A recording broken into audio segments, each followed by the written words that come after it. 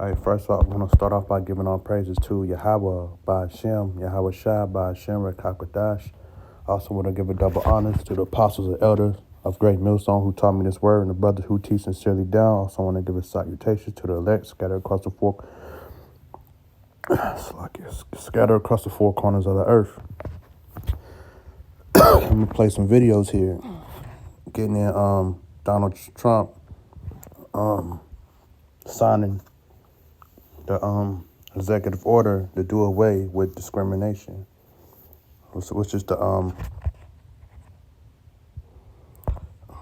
it's the 1964 Civil Rights Act, all right? And he just provoked that. And then dealing with privacy, why would he do that? Well, now he can come against anybody he want to, and you have no say-so. That freedom of speech is over with. Donald Trump is Nero who burnt down Rome, and he's going to burn down Rome again. And Nero blamed it on the Israelites, which is going to do the same thing. This goes into the prosecution of the saints because they're going to make it seem like it's for the LGBT community or it's for the Christians. Man, these Christians ain't the prophets, But it keeps Christians in a trick bag when you throw their name in there, Because, hey, these elite know that Jesus Christ ain't real, all right? They know who the true saints are for, but by any means necessary, they're going to make it seem like it's everybody so they can attack the prophets, all right? And we know we living in the end times and we headed to Jacob's trouble, and this also links up with Bible prophecy and it proves that. And everything this man is doing is pointing towards Jacob's trouble, all right? And we're prepared and ready for that. All right, so I got a few precepts. Slovakia, I got to sneeze. Slovakia. This is Isaiah 10:1. Woe unto them that decree unrighteous decrees and that right grievousness which they have prescribed, to turn aside the needy from judgment and to take away the right from the poor of my people. The widow may be their prey and that they may rob the fatherless. And that's pretty much what he writes. And policies, the government and all these, everything on paper, that's how this devil moves to rob the poor. That's what keeps us in captivity. They don't physically keep us in captivity now, but they keep us in captivity with their policies. Okay? I got some more precepts.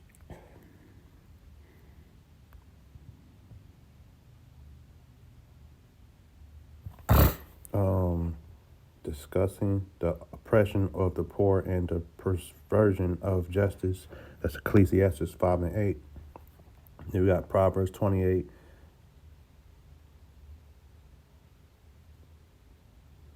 Proverbs 28:3 compares a poor man who oppresses the poor to a driving rain that leaves no food.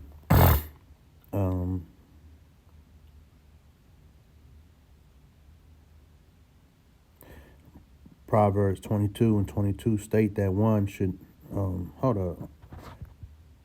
What I did is, hold on, I'm gonna just go to it.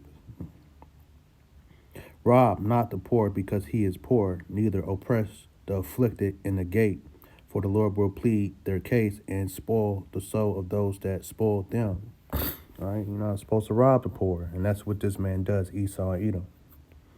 All right, also going into the book of Obadiah, I'm bringing out more precepts than I wanted to because there's a lot of long videos. Well, two videos. Where's Obadiah at? Obadiah is always hard to find. Here we go.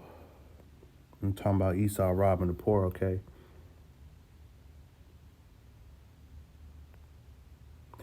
This is Obadiah 1:5. If these came to thee, if robbers by night, how art thou cut off? Would they not have stolen till they have enough? And that's Esau Edom. He gonna steal everything. He gonna steal the penny. Hey, he's still a piece of bread. He's gonna take the crumbs too. That's just how Esau is.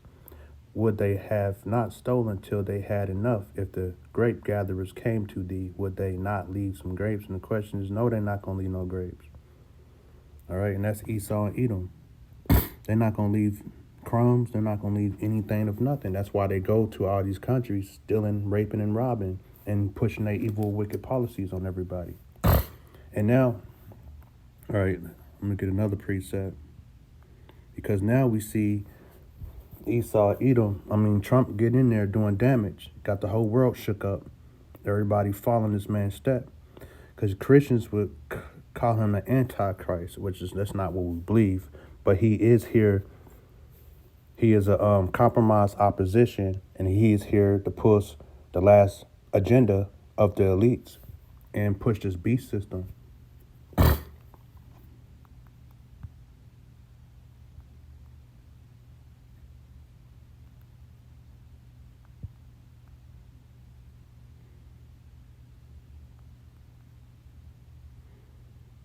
All right.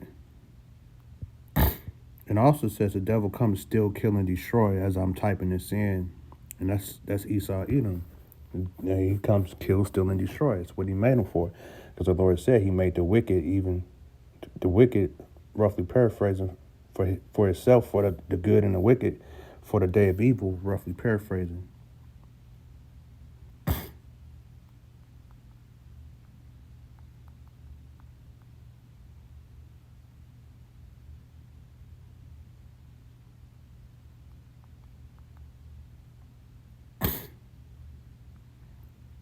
This is Revelations 12 and 12.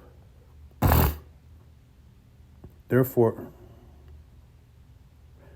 rejoice, ye heavens, and ye that dwell in them.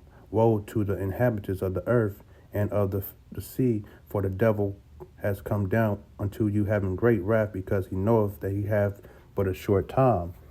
This is Trump is pushing that agenda. He's coming down with great wrath because they know if they have a short time. So Trump he's about to burn down Rome, just like in the ancient days when Nero did, and blame the Israelites. All right, so he's signing all these unrighteous decrees, all these executive orders. Is how he's gonna push his agenda. All right. So with Trump is here to cause chaos and to divide this country. It says, all right, let me get it.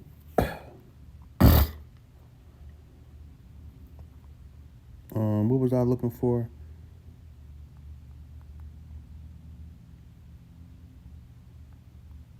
Hold up.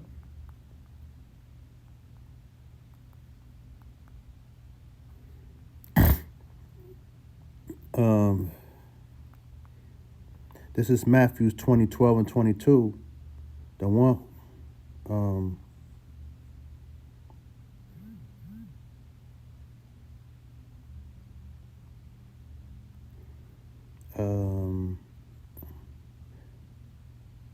forget it. I don't have to read it. But any house divided against itself can't stand, or Satan against Satan can't stand. And that's pretty much what it is. It's Satan against Satan. The fight in his own house can't stand, because none of this. Hey, you got LBGTs fighting against Trump. Hey, that's the house of Satan right there. That's against the scriptures. The Christians. Like, y'all ain't got nothing to do with the Lord. Y'all just here for the story, for the end, for the melting part.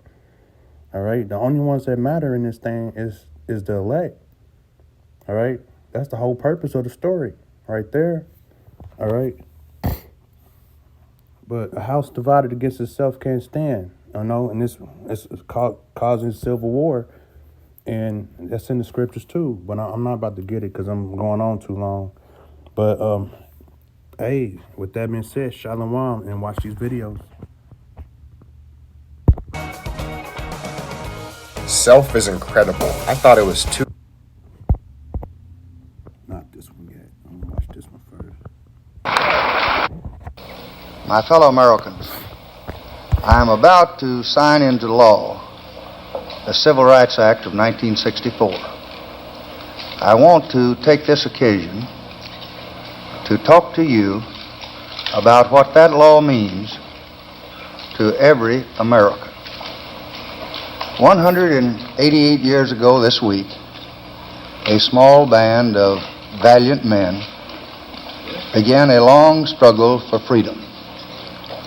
They pledged their lives, their fortunes, and their sacred honor, not only to found a nation, but to forge an ideal of freedom, not only for political independence, but for personal liberty, not only to eliminate foreign rule, but to establish the rule of justice in the affairs of men.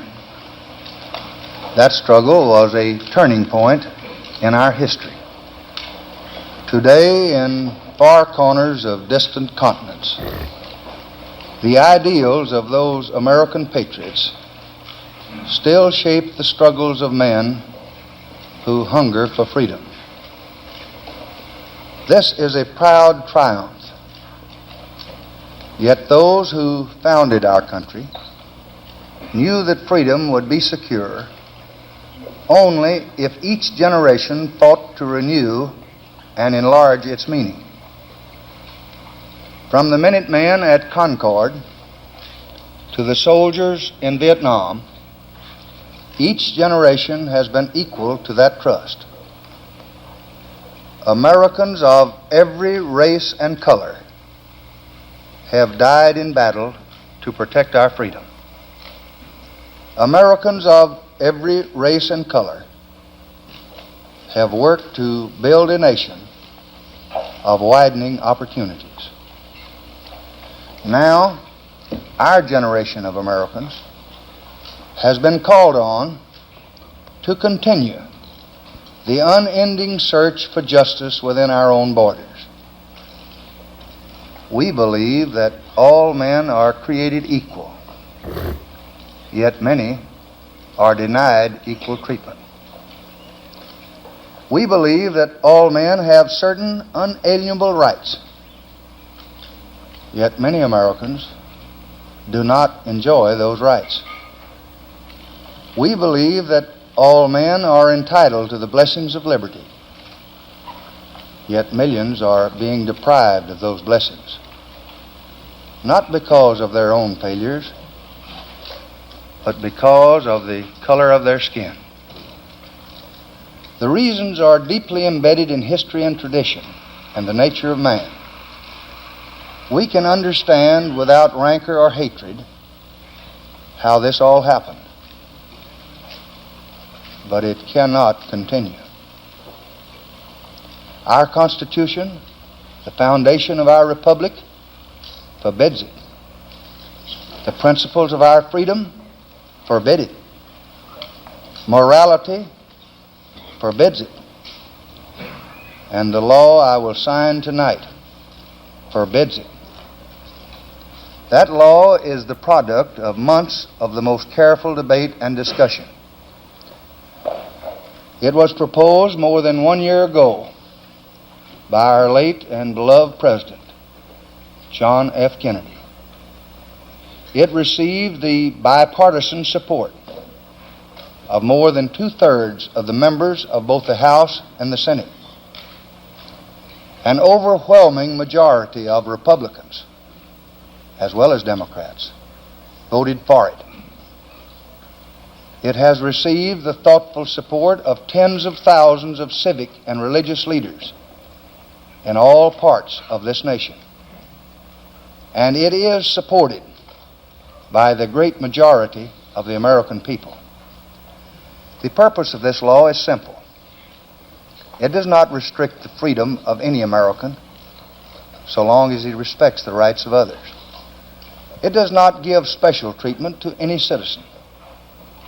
It does say the only limit to a man's hope for happiness and for the future of his children shall be his own ability.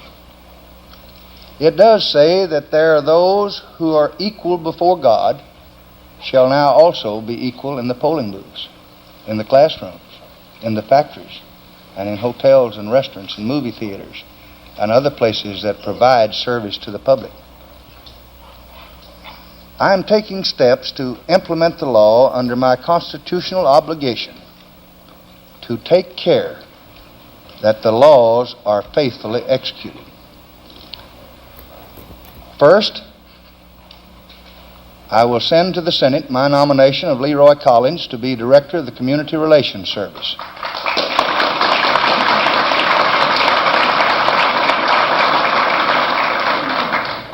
Governor Collins will bring the experience of a long career of distinguished public service to the task of helping communities solve problems of human relations through reason and common sense. Second, I shall appoint an advisory committee of distinguished Americans to assist Governor Collins in his assignment. Third, I am sending Congress a request for supplemental appropriations to pay for necessary costs of implementing the law and asking for immediate action. I have a W-2 and a 1099, and I spoke with a TurboTax expert.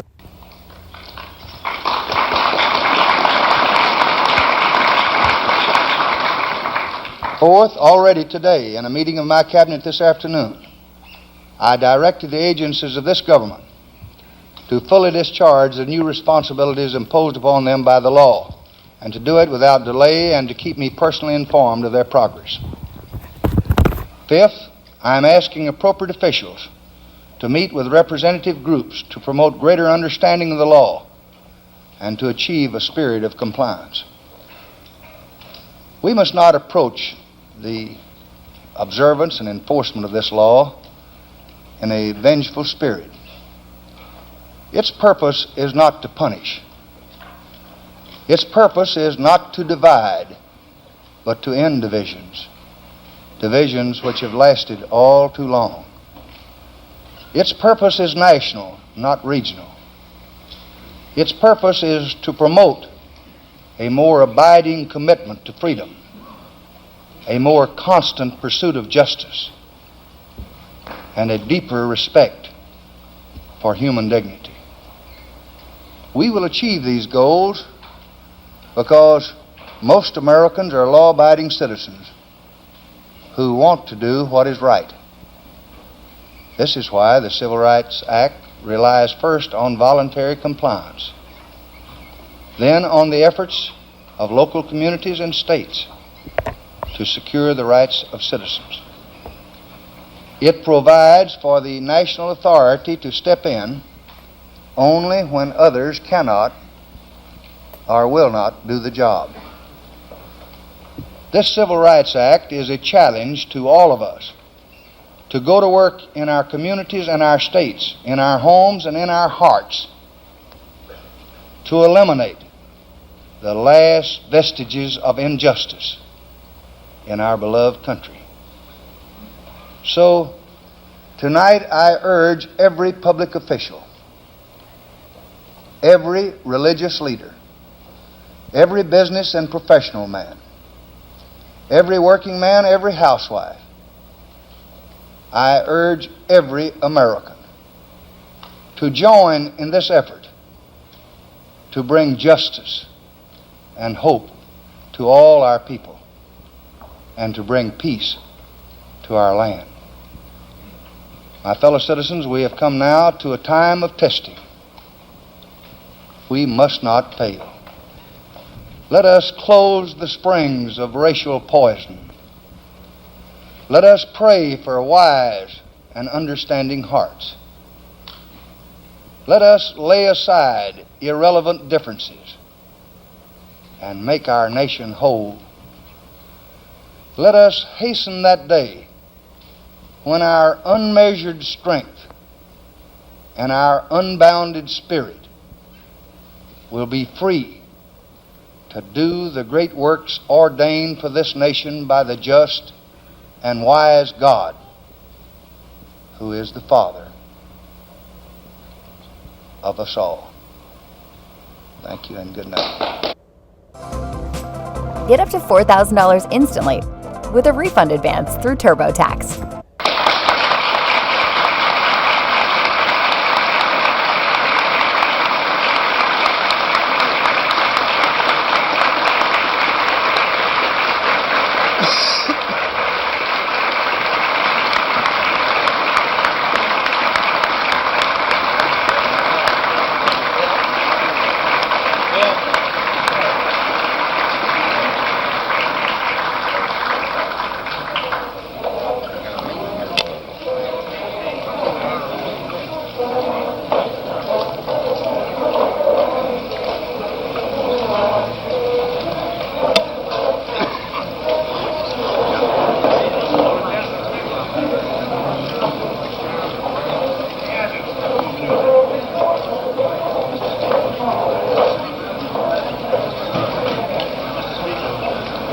Hi, Joe.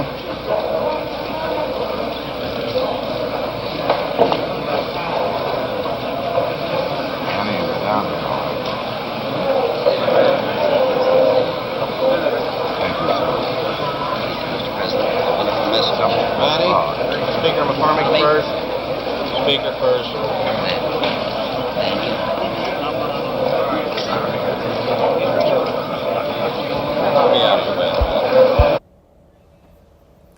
You ninjas are going to learn.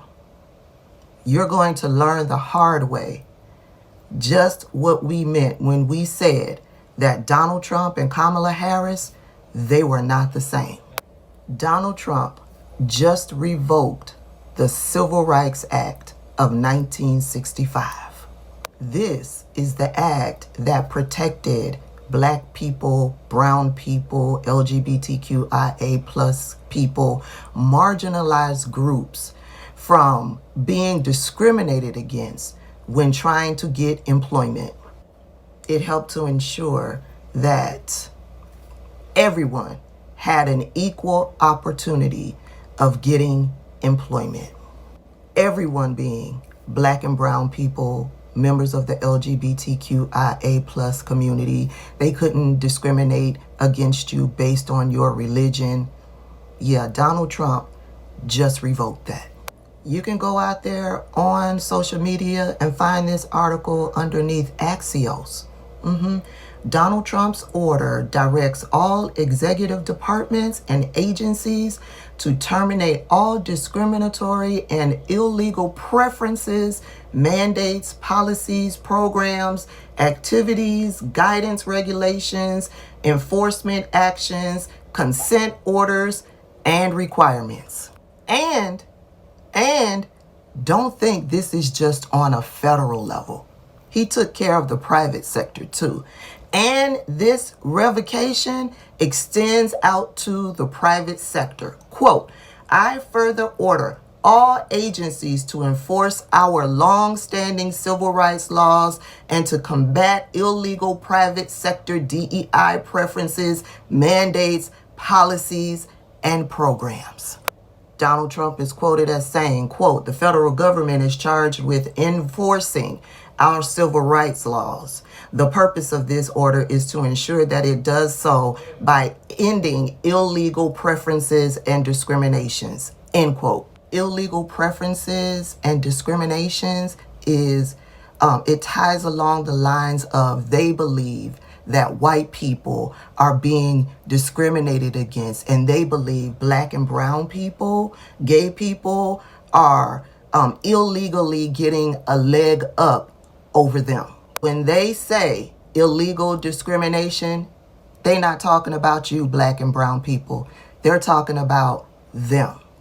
Donald Trump's order goes further to say, it orders federal agencies to compile lists of public companies, universities, and large foundations for investigations and possible civil action over their DEI programs. If you did not vote in the 2024 election, if you voted third party in the 2024 election, if you voted for Donald Trump in the 2024 election, if you encouraged other people to not vote or to vote third party or to vote for Donald Trump in the 2024 election, you did this. You did this. I don't care how fucking small you think your community is. I don't think how fucking small you think your platform is. Your voice, your actions resonated with a lot of people to head out to the polls or to not vote at all. Your actions contributed to this. And elections have consequences. And here we are, the consequences of your actions.